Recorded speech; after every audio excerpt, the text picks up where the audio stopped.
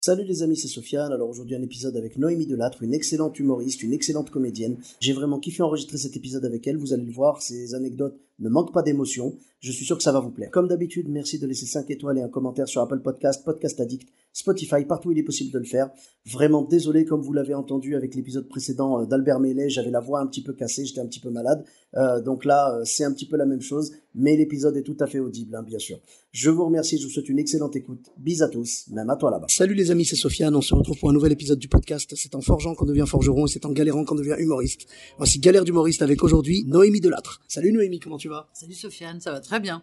Merci beaucoup d'avoir accepté l'invitation, c'est un honneur. Mais que je suis ravie. Mais merci à toi et merci pour ta patience. J'ai eu quelques petits soucis en venant ici.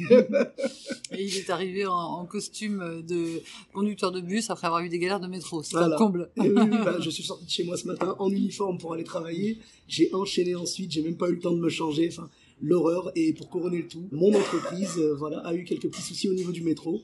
Bon voilà, ça arrive. En fait, c'est qu'il y avait quelqu'un sur les voies. Après, je pense qu'il y avait trop de métros ensemble, donc du coup, tu vois, il décante un peu. Ouais. Voilà, il régule un petit peu, donc voilà, donc c'était un petit peu compliqué. Donc je suis arrivé un petit peu en retard, donc encore toutes mes excuses, mais c'est un plaisir.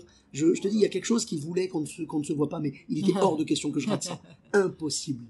T'es pas laissé faire. Quelqu'un, surtout pas, parce que quelqu'un qui veut expliquer le féminisme aux hommes, je ne peux pas passer à côté, c'est impossible. C'est tellement un challenge, c'est tellement un truc beau, noble et un challenge qui peut paraître insurmontable, que franchement je pense que tu dois avoir des anecdotes d'une qualité, des pépites quoi.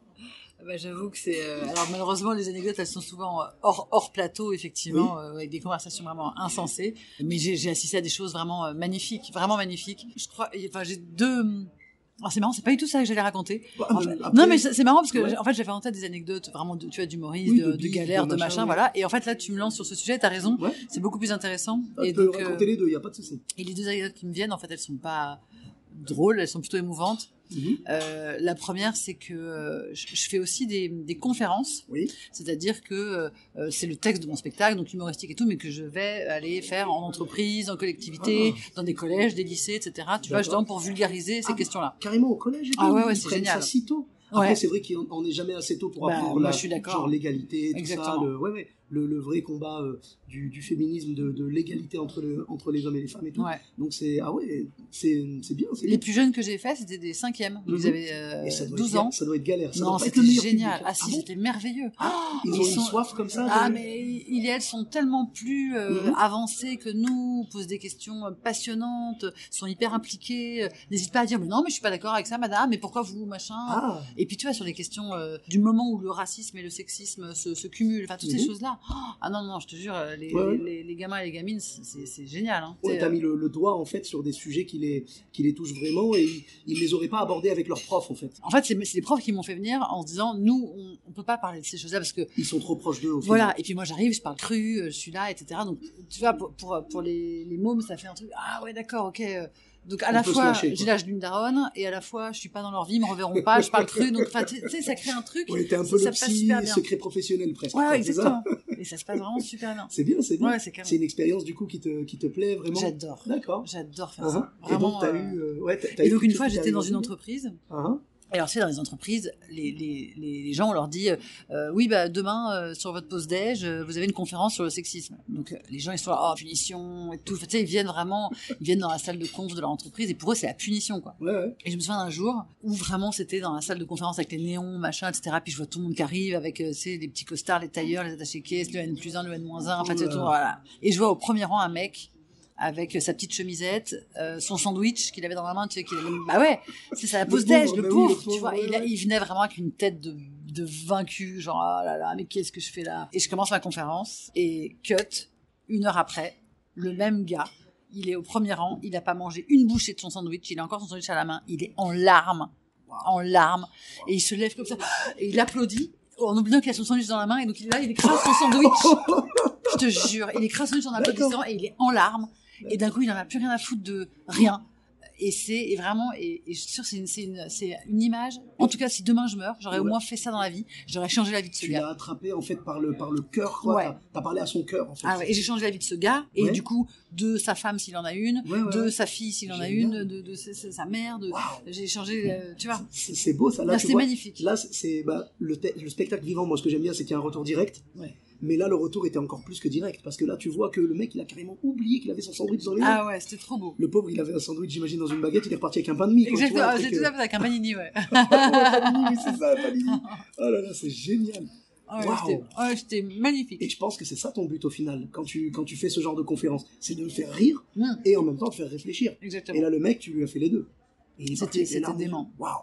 Et l'autre anecdote, pareil, qui m'a vachement bouleversée, parce que les conférences, je vois bien les gens, mais quand je fais le spectacle, je vois moins, parce que je suis normalement dans les grandes salles et tout. Voilà. Et donc c'est souvent à la fin, en fait, j'ai la chance avec ce spectacle d'avoir quasiment à chaque fois des standing ovations. Wow. Ouais, quasiment à chaque fois, les gens sont debout, il y a beaucoup de gens qui pleurent, il y a beaucoup de gens qui sont très émus à la fin. Tu vois, parce que c'est un sujet très très... C'est un sujet fort, et la fin du spectacle est très... T'as mis une grosse émotion à la fin, tout ça. Ouais. Oui. Et donc très souvent la standing ovation dure, donc du coup la régisseuse rallume la lumière, donc souvent je suis amenée à voir les gens, et parfois on échange un peu quand j'ai le temps, tu vois, à la fin du spectacle, voilà. Il y a un moment dans le spectacle où on allume la salle et je regarde un peu les gens. Et là, il y avait un gars, je le voyais depuis le départ. En fait, tu vois, c'est là où ça m'a fait marrer, c'est que je me suis dit, ok, en fait, moi-même, je suis sexiste. Moi-même, j'ai des préjugés. C'est-à-dire que j'ai vu arriver ce gars, et je me suis dit, alors lui, il a été forcé par sa femme, c'est pas du tout mon public, il sait pas ce qu'il fait là, et tout. Tu vois, il était là d'un certain âge. Enfin, il avait l'air de l'inverse de mon public, et je me suis dit, voilà. Il était à quoi son sandwich à lui? C'était un peu ça. Et à la fin du spectacle, le truc se fait, et le premier qui se lève, c'est lui. C'est dingue. Le premier qui se lève, c'est lui. Et il applaudit, il y a sa femme à côté de lui, et d'un coup je le vois qui regarde sa femme et qui prend la main de sa femme et qui la lève, tu sais, comme si c'était une championne. Ouais. Tu vois, et qui la lève, et il était là comme ça, c'est elle la championne. Oh là là. Et sa femme, elle était hyper émue, elle était à la fois surprise, enfin genre mais qu'est-ce qui se passe, c'est pas le même avec qui je suis venu. C'est pas le même avec qui je suis venu, exactement. C'était super beau. Et franchement, les deux anecdotes sont très proches et elles sont vraiment... ça donne la chair de poule au final quand on voit ça, parce que c'est une émotion. Faire rire les gens, c'est bien et tout, mais provoquer une émotion au-dessus, c'est encore mieux, quoi, parce que tu te dis, comme tu l'as dit tout à l'heure, t'as peut-être changé leur vie. Tu vois, tu leur as apporté une perspective. C'est mon rêve, j'adorerais. Ah ouais, d'accord. Mais... et puis je raconte une troisième quand même, un peu loose, pour que j'ai pas que des anecdotes. Tu vois, je suis une queen et tout. Non, une anecdote vraiment, vraiment loose. Comme tu peux le constater, là, je monte sur scène dans 1 heure, et tu vois, je suis très détente. Je bois un verre de vin, je suis là, je mange. Enfin, tu vois, je suis toujours très détente. Et il m'arrive souvent de boire un verre avant. Mais en fait, je peux supporter un verre, pas 2, quoi. D'accord. Et une fois, enfin, c'est pas la seule fois, mais cette fois, c'était terrible. J'étais avec des gens et tout, et j'ai pas fait gaffe, j'ai commandé un 2e verre.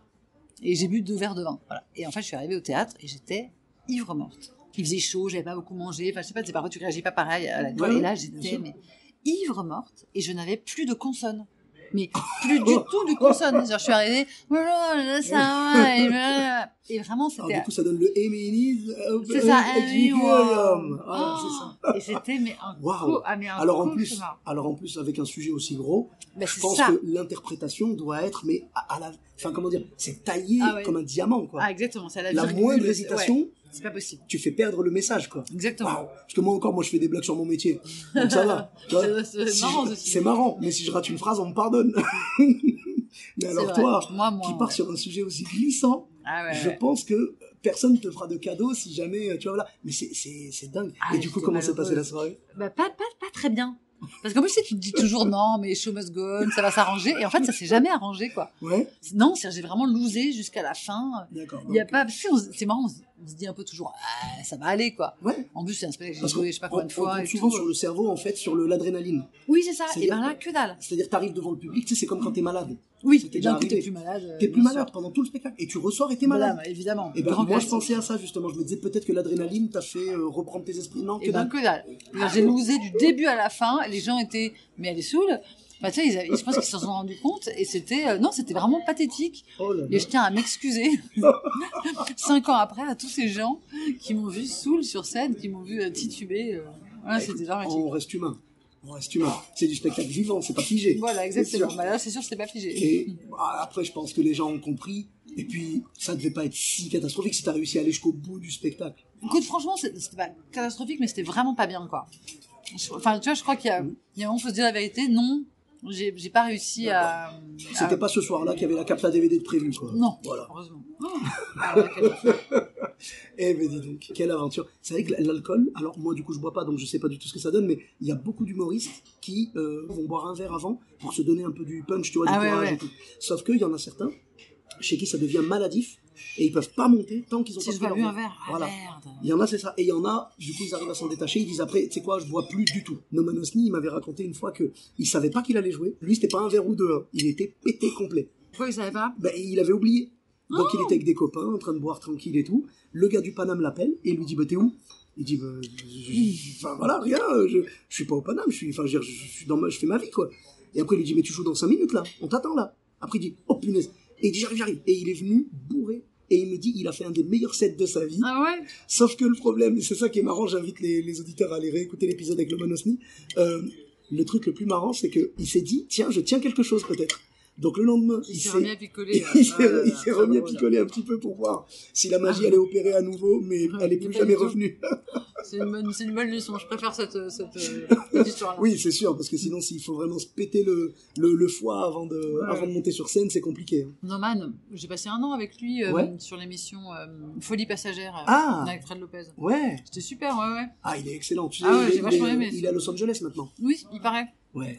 Et franchement, ça marche bien pour lui là-bas. Je suis content pour lui. Bah, il joue, enfin, il parle super bien anglais et tout, donc il a aucun mal à jouer en anglais là-bas, tout ça. Et je suis sûr qu'il va monter, qu'il va cartonner là-bas, j'en suis sûr. Il fait du stand-up. Stand-up dans les comédie clubs et tout. On en profite pour le saluer. En tout cas, vraiment merci beaucoup. Bisous Noman et voilà. Et franchement, merci beaucoup Noémie pour ces belles anecdotes. Merci Sofiane. Bah, c'est franchement avec grand plaisir parce que j'aime bien moi justement tous les profils d'humoristes différents dans le podcast parce que on a tous des histoires différentes mais nos galères sont souvent les mêmes. Oui. Mais j'aime bien quand ça sort un peu de la route, tu vois. Et toi, tes histoires là sont complètement différentes. J'ai jamais eu genre tu vois l'histoire de l'émotion comme ça. Bon le coup de un peu bourré, bon du coup je l'ai eu avec Loman, mais j'ai le coup de l'émotion comme ça, d'avoir changé la vie de certaines personnes. C'est le genre de choses pour lesquelles vraiment un spectacle où il y a du sens. Il y a que là que ça peut arriver en fait. Ouais. Moi pour l'instant, je suis encore dans cette recherche là. Pour l'instant, je recherche juste ce qui est drôle. Ah, on verra après pour le sens. Bien, tu vois. Voilà, je me limite déjà à ça. Mais j'aimerais bien, mon rêve un jour, ce serait d'avoir un spectacle où les gens éclatent de rire et repartent avec un bagage dans la tête, tu vois. Voilà. Mais tu sais, je te connais à peine, mais tu dégages quelque chose de très fort. Je sens que tu as un potentiel justement pour émouvoir les gens très fort. Merci. Vraiment, j'en suis sûr. Quoi. J'aimerais bien parce que la scène, c'est tellement un beau moyen de faire passer ces messages, tout ça. Bien sûr, toujours positif, hein, des messages de tolérance, d'égalité, pour nous ouvrir les yeux des fois sur des sujets. Tu sais, moi j'aime bien par exemple Jérémy Ferrari, qui lui dans ses spectacles vraiment épluche le sujet qu'il va traiter. C'est bien, et il te sort des infos que tu n'aurais jamais eu en temps normal. Et c'est vérifiable, c'est ça le pire. Bien sûr. C'est que nous on a juste pas le réflexe. C'est bien ce qu'il fait ce mec-là. C'est ça que j'aime bien, tu vois. J'aime beaucoup cette démarche. Là il s'est attaqué du coup au terrorisme et aux ONG dans son spectacle Vent de pièces à Beyrouth. Là, il fait anesthésie générale sur la santé et il en prépare un en ce moment sur l'écologie. Donc, laisse-moi te dire qu'il va y avoir des trucs à dire. Du sport, Ah, c'est sûr. En tout cas, merci beaucoup. Merci à toi. Avec grand plaisir. Où est-ce qu'on peut te retrouver sur les réseaux sociaux? Instagram et Facebook. Oui. Instagram, je pense que je vais arriver à 100 000 là. Ah, génial. Ouais. Génial. Facebook, je suis à 235. Mais... Ah, ben oui. Il y en a toujours un qui est plus que l'autre et tout. Et tu as Twitter et YouTube peut-être? Non, d'accord. Bah écoute, je mettrai Facebook et Instagram avec grand plaisir.